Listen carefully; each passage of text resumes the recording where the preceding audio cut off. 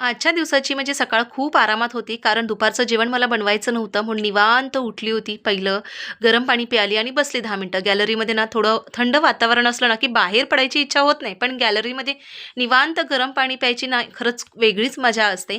त्यानंतर मग इथे भांडी वगैरे सगळी लावून घेतली होती आणि हो आज दीपकला सुट्टी आहे. त्याच्या बऱ्याच साऱ्या सुट्ट्या आहेत म्हणून त्याला आज आणि उद्या सुट्टी आहे आणि तसंही यांच्या काही व्हेकेशन चालू आहेत. मग ते क्रिसमस व्हेकेशन, विंटर व्हेकेशन किंवा न्यू इयर व्हेकेशन असं काही तुम्ही म्हणू शकता.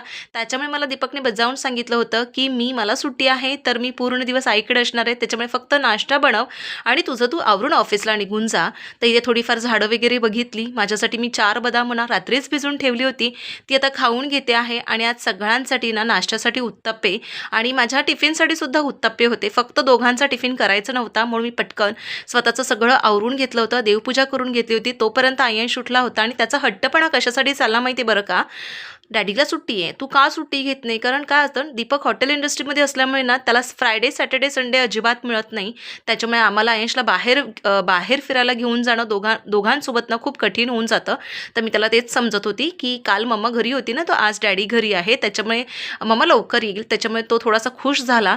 थोडा त्याच्यासोबत वेळ घालवला आणि त्यानंतर भरभर आवरून घेते. तर हे आहेत उत्तप्पे आयंशसाठी जे की प्लेन आहेत आणि आमच्यासाठी मस्त कांदा, टोमॅटो, मिरची आणि कोथिंबीर असं एकत्र करून जे मिश्रण बनवलं ना खूप छान लागतं. कुणाकुणाला प्लेन जर डोसे आवडत नसेल ना तर हे करून खावा. सॉरी उत्तप्पे तुम्हाला खरंच खूप आवडतील. आणि ह्या नोटवरती मी माझा मिनी व्लॉग एंड करते.